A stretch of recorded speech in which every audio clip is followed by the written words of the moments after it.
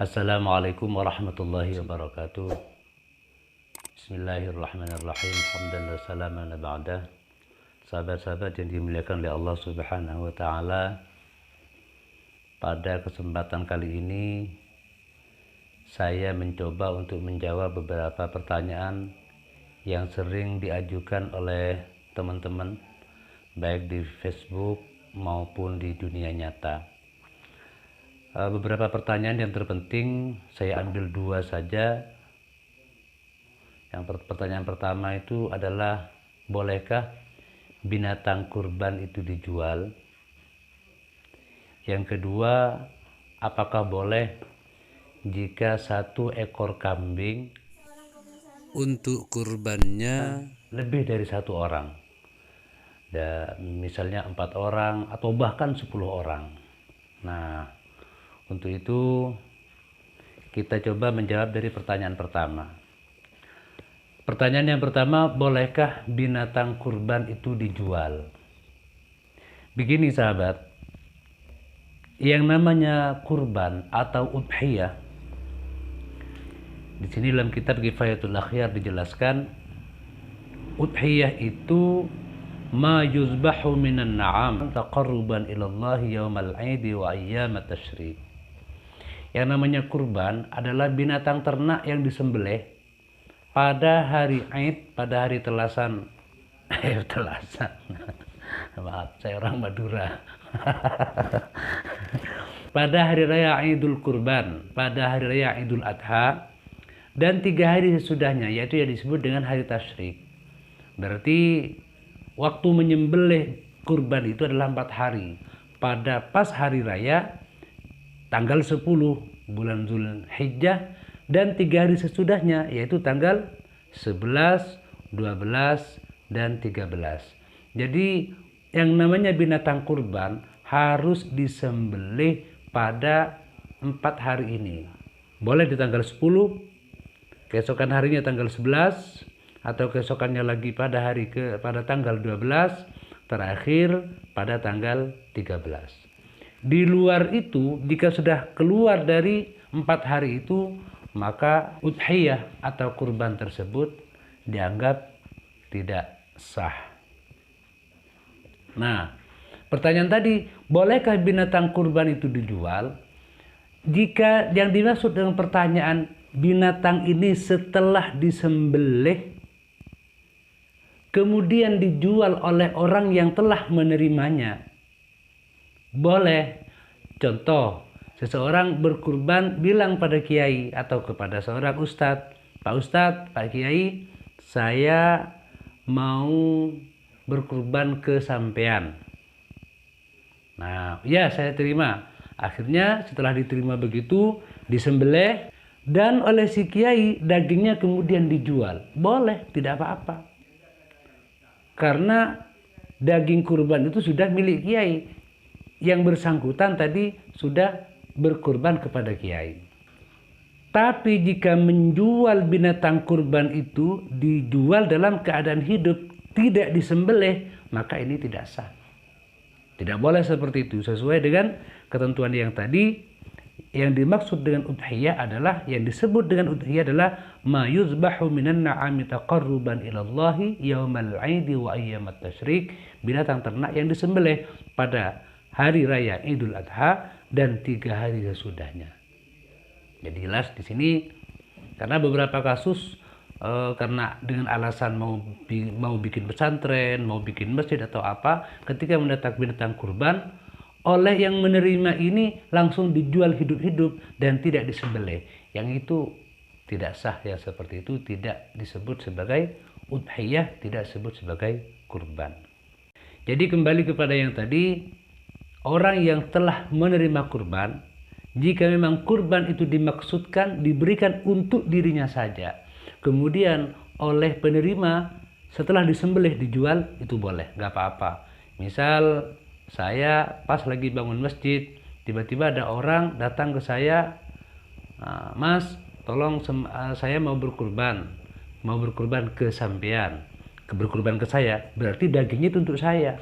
Jadi setelah disembelih daging itu kemudian saya jual, tidak apa-apa, karena itulah milik saya sendiri. Tapi berbeda dengan ketika seorang datang kepada kiai atau kepada ustadz, minta, Pak Ustadz, Pak Kiai, saya mau berkorban, tolong disembelihkan. Nah, yang ini beda lagi. Jadi setelah disembelih, daging ini kemudian diberikan kepada fuqaraul masakin, ya, diberikan kepada orang-orang fakir, itu bahasanya, dibagi-bagikan. Ya, tidak boleh dijual karena orang yang berkurban itu tidak berkurban kepada kiai itu atau kepada ustadz itu. Kalaupun toh dia memaksa untuk menjual, ya ada apa-apa. Daging yang dia dapat itu misalnya 1 kilo, 2 kilo itu aja yang dijual. Boleh, kan sudah hak dia. Dengan penjelasan ini mudah-mudahan bisa dipahami, sehingga kalau misal ada seorang ustadz, ada seorang kiai atau mungkin takmir masjid yang melakukan itu, asalkan sudah sesuai dengan prosedur, asalkan sudah disembelih, maka tidak perlu diributkan dan tidak perlu diramaikan. Itu yang pertama. Oke, kita lanjut pada pertanyaan yang kedua. Pertanyaan yang kedua yang sering saya terima adalah, bolehkah seekor kambing itu dikurbankan untuk 4 orang atau bahkan 10 orang? Jawabannya, dalam mazhab Syafi'i, yang namanya kurban, kalau kurban itu hanya berupa 1 kambing, maka 1 ekor kambing itu untuk 1 orang saja. Sedangkan sapi dan unta itu bisa cukup untuk 7 orang. Yang dimaksud 1 ekor kambing hanya cukup untuk 1 orang adalah bahwa sunnah muakkad itu hanya gugur dari 1 orang saja. Contohnya begini, di keluarga saya dan keluarga sebelah. Dalam satu keluarga, itu 1 kepala keluarga sunnah muakkad hukumnya untuk berkurban. Di rumah saya yang sunnah berkurban, sunnah muakkad. Yang lain itu tidak terkena sunnah muakkad. Karena sunnah muakkad itu sunnah kifayah. Jadi 1 orang dalam keluarga sudah cukup menggugurkan sunnah muakkadnya. Kemudian di keluarga sebelah juga sama, sunnah muakkadnya cuma untuk kepala keluarga saja. Artinya begini, 1 ekor kambing itu hanya cukup untuk saya, seorang yang terkena sunnah muakkad, tetapi tidak boleh itu digunakan untuk menggugurkan kesunahan dari kepala keluarga di sebelah. Itu yang dimaksud dengan 1 ekor kambing hanya cukup untuk 1 orang. Cukup untuk menggugurkan perintah sunnah muakkadnya saja. Tetapi kita masih diperbolehkan untuk isyrok. Isyrok itu adalah menyertakan orang lain dalam hal pahala. Jadi misalnya saya berkurban dengan 1 ekor kambing dan itu kurban saya. Tetapi saya berniat di sini, saya berkorban ini pahalanya untuk saya, untuk anak saya, untuk istri saya, untuk orang tua saya, sampai beberapa orang tuh boleh. Itu namanya isyrok fis shawab. Isyrok fis shawab, menyertakan orang lain dalam hal perolehan pahala. Di sini dalam kitab Bughyatul Mustarsyidin dijelaskan pada halaman berapa ini? Pada halaman 257 cetakan Syirkah Nur Asia. Di situ ada penjelasan qala al-Khatib war-Ramli al-Kabir wa ghairuhuma. Imam al-Khatib dan Imam Ramli al-Kabir dan beberapa ulama lain mengatakan begini, lau asyraka ghairahu fi sawabi udhiyatihi. Seandainya seseorang yang berkurban itu menyertakan orang lain dalam hal pahala kurbannya. Ka'an qala anni wa an fulanin au an ahli baiti. Contohnya ketika menyembelih dia mengatakan begini, ini kurban atas nama saya, atas nama ibu saya, atas nama istri saya, atas nama orang yang dia sebut. Jaza wa hasala thawabu lil jami', maka itu diperbolehkan dan semua orang yang disertakan itu akan mendapat pahalanya. Ya. Qala Ali Shibramul Lasi walau ba'da tadhiyati biha an nafsihi Walaupun itu kemudian niat menyertakan orang lain itu setelah itu disembelih. Misalnya begini, kambing tadi pagi kambingnya disembelih. Begitu disembelih, waktu dia menyembelih niatnya begini, ini kurban atas diriku sendiri. Begitu sore dia teringat dengan orang-orang yang dia cintai.